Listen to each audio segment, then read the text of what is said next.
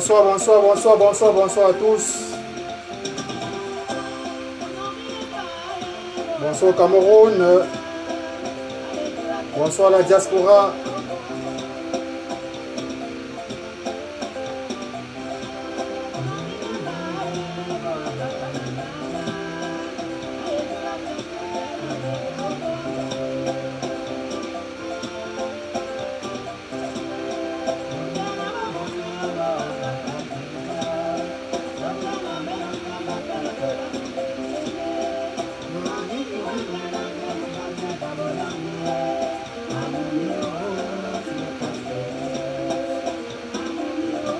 Bonsoir, bonsoir, bonsoir, bonsoir, bonsoir, bonsoir à tous. Bonsoir au peuple camerounais. Bonsoir la diaspora camerounaise. La diaspora camerounaise de la France, de la Belgique, de l'Italie, de la Suisse, de l'Espagne, de l'Allemagne, des États-Unis d'Amérique, la diaspora camerounaise, africaine, de tous les pays, n'est-ce pas, de l'Afrique. Je vous présente mes salutations les plus distinguées et je rends hommage au peuple camerounais, au peuple camerounais de Douala, au peuple camerounais de Yaoundé, au peuple camerounais de Bafoussam, au peuple camerounais de Boya, de Bamenda, de Garoua, de Maroua, de Bolova, de Tribi, etc. Bonsoir à tous, bonsoir. Aujourd'hui, il n'y a pas de pidgin. Donc aujourd'hui, je m'adresserai à vous en français pour être sûr que le message que je veux porter, n'est-ce pas, soit diffusé le plus loin possible. Assalaouna.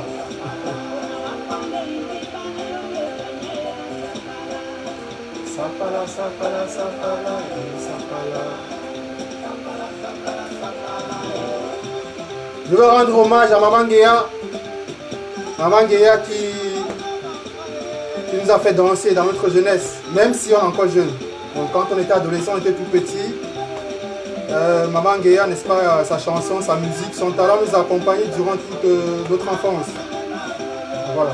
Il faut rendre hommage à l'artiste quand il est encore en vie. Raison pour laquelle je pense à Maman Guéa.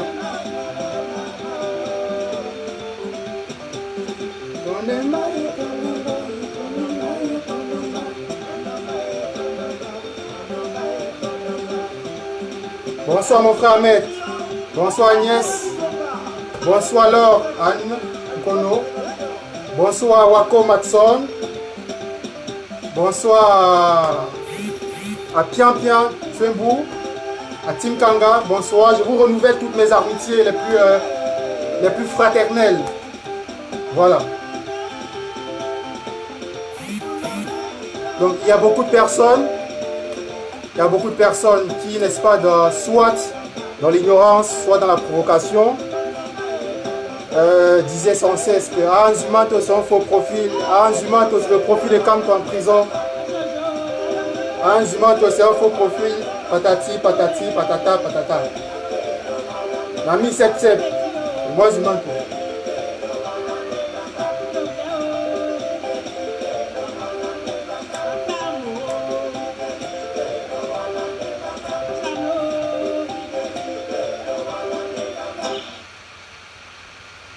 Voilà, bonsoir, bonsoir, une fois de plus.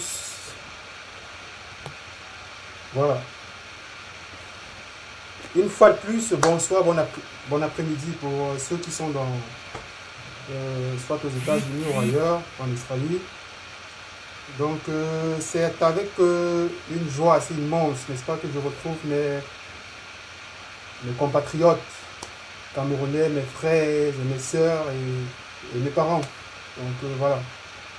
Je ne suis pas un habitué des directs, c'est pas trop mon fort, c'est-à-dire j'ai pas l'éloquence d'un certain professeur Niamsi ou autre, j'ai pas cette éloquence là, donc moi je suis plus actif dans le travail de recherche, d'investigation, voilà, et j'ai aussi cette faculté là, n'est-ce pas, dans l'écriture, c'est plus mon fort quoi, donc voilà, donc comme tantôt je le disais, aujourd'hui je fais ce direct J'espère que vous m'entendez tous. Donc je fais ce direct là pour revenir sur, sur ce qui s'est passé en semaine, sur ce qui se passe, continue à se passer, sur ce qui se passe actuellement du côté de Yaoundé, avec nos frères camerounais qui sont soit embastillés à la prison centrale de Yaoundé, comme on dit, soit au CED, secrétariat à la défense, secrétariat d'État à la défense, voilà, j'y arrive. Donc, avant de commencer, j'aimerais très bien qu'on comprenne, n'est-ce pas, qu'est-ce que c'est que le CED, qu'est-ce qui se passe au CED, voilà. Donc, je pense que ces derniers temps, c'est l'un des mots les plus utilisés au Cameroun. À chaque fois, on parle du CED, du CED, du CED, du CED. En fait, le CED, c'est un camp militaire qui date de la colonisation, bâti non loin du lac municipal de Yaoundé. Voilà. Donc, il y a des bâtiments là-bas, des bâtiments assez robustes, assez anciens. Donc, le CED, c'est le quartier général de la gendarmerie aussi. Vous voyez, donc c'est devenu une sorte de prison. Au début, on arrêtait des personnes qui étaient soupçonnées soit d'avoir détourné de l'argent. Je me rappelle à l'époque que ce soit les tirés à Tangana. Voilà, les tissus Joshua, on les reprochait voilà, officiellement officieusement, je veux dire, d'avoir osé défier celui qui a Yaoundé. C'est-à-dire, il avait osé, n'est-ce pas, présenter sa candidature pour les présidentielles. Donc jusqu'à aujourd'hui, cet établissement, il est resté. Et aujourd'hui, en fait, le CED est devenu une sorte de, comment dirais-je, une sorte de prison, en fait. Une sorte de champ de concentration, si je peux employer ce terme-là. Un champ de concentration de douleur. Un centre de concentration de la haine, de tout ce qui est sévice, n'est-ce pas, contre l'être humain. Et vous savez, généralement lorsqu'on est activiste, sincèrement, je ne sais pas trop ce que c'est un activiste, parce que voilà, je ne suis pas trop du genre à emprunter les termes dont je ne maîtrise point. Donc moi, je me considère comme quelqu'un qui se bat pour la justice de son pays. Je me considère comme quelqu'un qui veut se classer, classer aux côtés, n'est-ce pas, des opprimés. Et moi, ça fait 5 ans que je suis parti du pays. Ça fait 5 ans que Mvondo Abo m'a chassé du pays. Ça fait 5 ans que je suis parti du pays. Je ne suis pas parti du pays de mon propre gré. Je ne suis pas parti parce que voilà, un matin j'ai décidé de partir. Donc c'est Abo Mvondo qui nous a chassés. Il nous a chassés du pays de par son incompétence. Il nous a chassés du pays parce qu'il n'y avait pas de boulot pour nous. Il nous a chassés du pays parce qu'il n'y avait pas d'avenir pour nous. Trop de corruption, trop de chômage, trop de népotisme, etc., etc. Et on sait très bien que la corruption, ça engendre le sous-développement. Donc du coup, tu te dis que tu n'as pas d'avenir dans ce pays, qu'est-ce qu'il faut faire pour partir. Et ça fait 5 ans que je suis parti. Et où je me trouve, j'ai rencontré beaucoup de personnes. J'ai rencontré beaucoup de Camerounais. Certains qui sont partis du Cameroun, ça fait bientôt 30 ans. Ils n'ont plus jamais été au Cameroun. Ils ont aujourd'hui la double nationalité. Moi, j'en connais un personnellement. Ça fait 30 ans qu'il est parti du Cameroun. Il s'est marié avec une Britannique. Et il vit en Jamaïque. Donc, de temps en temps, quand il se déplace, quand il va en vacances dans certains pays, que ce soit en Europe, on a parfois l'occasion de se rencontrer. Donc, lui, il n'en a rien à faire de ce qui se passe au Cameroun. Et moi qui suis Camerounais, pour ne rien au monde, je ne réunirai jamais mon pays natal, en fait. Parce que ton pays natal, c'est comme, je vais dire, c'est comme ta maman qui t'a mis au monde. Quelle que soit la situation, quelles que soient les difficultés que ta maman vit, que ta maman traverse, que celle par qui, n'est-ce pas, tu es arrivé dans ce monde. Jamais tu n'en réuniras. Quel que soit ce qui se passe au Cameroun, à chaque fois quand j'allume la télévision et que je regarde un match de football, et que je regarde un footballeur camerounais avec un maillot, je ne sais pas, vert, rouge et jaune, tu ressens cette flamme patriotique au fond de toi. Malgré tout ce qui se passe au Cameroun, malgré tout ce qui est négatif. tu dis, ah, ça c'est mon pays, c'est le Cameroun, c'est mon pays. Et tu as cette envie-là, tu as cette détermination-là, n'est-ce pas, de te battre pour que les choses changent. Donc c'est ça. Donc ceux qui nous taxent d'antipatriotiques, de haineux, de tribalistes, de sans-papiers, etc., etc., etc., voilà. Je pense que c'est au contraire cela, n'est-ce pas, qui sont des antipatriotiques en fait. C'est ce que je pense. Donc, pour ne rien au monde, je ne laisserai tomber le pays que j'aime, le Cameroun.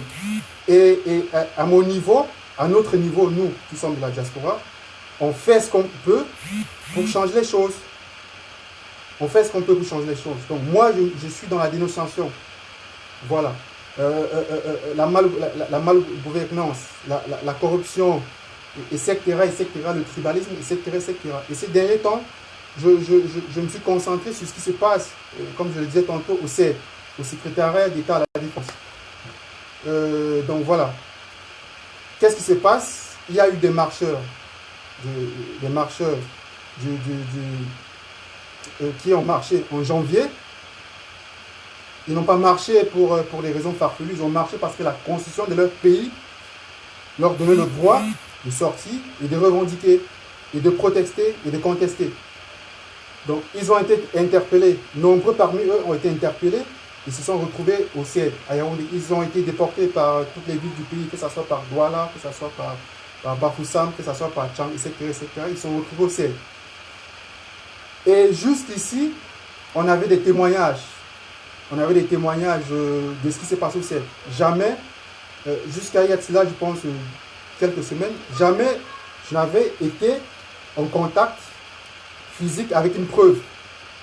Vous voyez ce que je veux dire? Avec une preuve attestant également que voilà, ces gens-là avaient subi des sévices au CED. C'était plus des on-dit, des oui-dire, comme on le dit. Donc, il y a tout un tas de preuves qui sont arrivées. Il y a tout un tas de choses que ces gens ont vécues, que ces Camerounais ont vécues au CED. La torture physique, la torture morale, la torture psychologique. Il y a des gens qui ont été électrocutés. Il y a des gens qui ont été bastonnés avec des planches avec des pointes au-dessus. Il y a des gens qui se faisaient bastonner avec des grosses chaînes de billes de bois, là. Des grosses chaînes qui retiennent, n'est-ce pas, les billes de bois qui se trouvent derrière des remorqueurs. Donc il y a tellement de choses qui sont passées. Et j'avais eu des informations que j'ai confirmées jusqu'ici, qu'il y a eu 4 morts à la prison de Nkolingui. C'est-à-dire la rébellion qui s'est passée la fois dernière, il y a eu 4 morts que jusqu'à aujourd'hui les prisonniers me confirment qu'ils n'ont plus jamais eu entendu parler de ces gens-là. Tantôt on leur dit, quand ils demandent que mais où est mon co-détenu avec qui j'étais, tantôt on leur dit qu'il est à l'hôpital, tantôt on lui dit non, il est à tel endroit, tantôt. Jusqu'à aujourd'hui, on n'a plus jamais eu les traces de ces 4 personnes. C'est des gens qui ont été battus à mort au CED. Au CED. Donc voilà, ce que je voulais dire, c'est que il y a beaucoup de cas. Hier encore, c'était Serge Yemga, n'est-ce pas, qui est un militant du MSC, qui a été sorti de Nkolingui la fois dernière lorsqu'il y a eu des événements de soulèvement là. Il a subi une atrocité sans pareil au CED. Il a subi des atrocités sans pareil, inhumaines, inimaginables, cruelles, y compris pour Nana Branco. Nana Branco qui, n'est-ce pas, dans le témoignage que mes frères au pays ont relié, affirme qu'il a supplié la mort, il a appelé la mort, mais la mort l'a toisé. Et pour tous ceux qui connaissent Nana Branco, c'est un monsieur assez baraqué, assez costaud, assez grand de taille. Il a imploré la mort, que la mort vienne le chercher. Et la plupart, lorsque moi par exemple, je surnomme ces tortionnaires les nazis, c'est à juste titre, c'est des nazis en fait. Parce que vous savez, pendant la Deuxième Guerre mondiale, c'est juste une petite parenthèse, Hitler et le nazisme, ce n'était pas que les nazis n'étaient pas composés que des Allemands de souche. Ce n'était pas que des Allemands de souche. on retrouvait des Français, on retrouvait des Italiens, on retrouvait des Belges, et on retrouvait même des Juifs. Parce que ceux qui finançaient les nazis, ceux qui finançaient Hitler, c'était des Juifs. Je pense à JP Morgan, la grande banque JP Morgan qui se trouve aux États-Unis. Je parle au Lehman Brothers. Je parle au Sachs, qui étaient des Juifs. Pendant que Hitler gazait les Juifs dans des chambres, comment on appelle, des chambres de chambres à gaz en Europe, ces Juifs-là qui étaient assez très riches venaient en Europe, faisaient des affaires, dormaient dans des grands hôtels et finançaient Hitler. Et Hitler, n'est-ce pas, exterminait les siens dans les hôtels. C'est pareil ce qui se passe avec ce régime en fait. Et ce régime, quand je dis que c'est au sein de quand je dis que c'est des nazis, on retrouve des Camerounais issus de toutes les régions du pays. Il y a des gens qui viennent du centre, il y a des gens qui viennent du sud, il y a des gens qui viennent de l'est, il y a des gens qui viennent de l'ouest, mais avec, n'est-ce pas, pour but d'asseoir et de maintenir le pouvoir de Abomo Mvondo, comme moi je l'appelle toujours, puisque c'est son nom. Et qui est-ce que je comprends ces juifs-là, n'est-ce pas, qui finançaient Hitler? Ce sont des richissimes hommes d'affaires bamileke. On les sait très bien, les Yves Michel Fosso, les Nushingen, tous ceux-là dont on sait qu'ils sont des membres assez influents au sein du RDPC. C'est grâce à leurs finances-là, n'est-ce pas, qu'on tue des Camerounais au CED. C'est grâce, n'est-ce pas, à leurs finances qu'on tue des Camerounais au sud-ouest, au nord-ouest du pays. C'est des faits établis. Donc voilà, donc quand moi je dis c'est des tortionnaires nazis, je ne fais pas forcément référence à une ethnie, à un groupe ethnique. Voilà, parce qu'actuellement, comment dirais-je, les extrémistes, hein, et ceux qui ont la sensibilité assez facile, lorsqu'ils n'ont pas d'argument, ils sautent sur les mots que vous employez pour faire de la récupération. Ah voilà, il a dit ceci, c'est un tribaliste, c'est un tribaliste, c'est un tribaliste. C'est pas ça. Donc quand je dis que c'est des nazis, c'est parce que c'est ce qu'ils sont. On ne comprend pas cette méchanceté qu'on puisse infliger à un citoyen uniquement parce qu'il a décidé de marcher. Uniquement parce qu'il a décidé de revendiquer. Uniquement parce qu'il a décidé, n'est-ce pas, de donner son avis sur ce qui se passe au pays. Et la chose la plus inimaginable, c'est que les lois du pays lui permettent de se lever et de dire, je ne suis pas content par rapport à telle chose, je ne suis pas content par rapport à telle chose. Donc, c'est d'où, n'est-ce pas, cette indignation est arrivée. Et moi, aujourd'hui, si vous avez remarqué, ce combat, en fait, moi, je le mène toute seule dans ma petite position où je suis. J'évite au maximum de me mélanger aux autres parce qu'on sait très bien ce qui se passe. Lorsque, par exemple, vous regardez aujourd'hui les réseaux sociaux, ceux qui disent être des combattants, qu'est-ce qu'ils font? C'est des directs de 5-6 heures de temps, c'est de la télé-réalité, chacun raconte sa vie, tel a fait ça, tel a fait ça, tel a fait ça. Pendant ce temps, c'est grave ce qui se passe au pays en fait. Jusqu'à ce que je ne reverse ce qui se passe au CED. Ils ne sont pas nombreux, n'est-ce pas, qui s'est intéressé à ce qui se passe au CED. Ils n'étaient pas nombreux. Voilà, ils n'étaient pas nombreux. Donc moi, j'ai décidé d'être assez direct dans ce que je fais. Et je pense que l'adversaire, jusqu'à preuve de contraire, c'est M. Abomo Mvondo et son régime. Quand ce monsieur passera et quand son régime passera, peut-être qu'un jour je dirai, voilà, il y a tel combattant qui m'avait fait ça, il y a tel combattant qui avait fait. Pour l'instant, je n'ai pas le temps à tirer sur tel combattant ou à tirer sur tel combattant, pas du tout. Le régime qui est en place et l'individu qui incarne, à savoir Mvondo Abomo, ce sont des adversaires, c'est eux, n'est-ce pas, le malheur du pays. Et du moment où on ne comprend pas ça, on va sombrer dans le tribalisme. Du moment où on ne comprend pas ça, on va sombrer dans la diversion. Et moi, la diversion, le tribalisme, ce n'est pas trop mon fort. Donc, ce n'est pas trop mon côté. Donc, après les témoignages qui sont venus du CED, de ce qui s'est passé au CED, moi, j'ai entrepris, n'est-ce pas, d'identifier ces personnes qui étaient responsables des sévices, de l'ignominie, de la cruauté qu'ils infligeaient, n'est-ce pas, à leurs semblables, à leurs compatriotes. Je le fais parce que nous sommes, tout le monde le sait, nous vivons dans un pays où aucune loi n'est respectée. Aucune loi n'est respectée. Nous vivons désormais dans un pays de non-droit. Et je pense qu'il est très important que le peuple camerounais se réveille. Parce que la peur, c'est grâce à la peur, n'est-ce pas, que ce régime a réussi à se maintenir depuis 37 ans. C'est grâce à la peur. Chaque fois, voilà, on va t'envoyer en prison, on va faire ceci, on va faire ceci. C'est la peur, constamment la peur. Et moi, chaque fois, les gens me disent, mais Zimanto, il faut que tu prennes tes distances. Zimanto, est-ce que tu n'as pas peur? Il faut que tu te caches. Zimanto, il faut... Moi, je n'ai pas connu la peur, moi. J'ai jamais connu... C'est un sentiment que je ne connais pas, ce que c'est la peur. Surtout lorsque comment dirais-je? Surtout lorsque tu défends quelque chose qui est juste. Surtout lorsque tu luttes pour la justice. Surtout lorsqu'à partir de ta jugeote, n'est-ce pas, tu défends ce qui est fondable. Du moment où tu n'as pas cette qualité-là, tu vas être, n'est-ce pas, tenté à avoir peur. Tu n'es pas être sûr de ce que tu veux. Et moi, je suis convaincu de la véracité, n'est-ce pas, de la justice. Je suis convaincu, n'est-ce pas, que le combat que je mène, c'est un combat qui est noble. Peut-être que ce combat ne me profitera pas moi personnellement, il profitera peut-être au peuple camerounais. Et grâce au travail que j'abats maintenant depuis quelques jours, le monde a pu voir ce qui se passe au Cameroun. Le monde a pu voir ce qui se passe au Cameroun.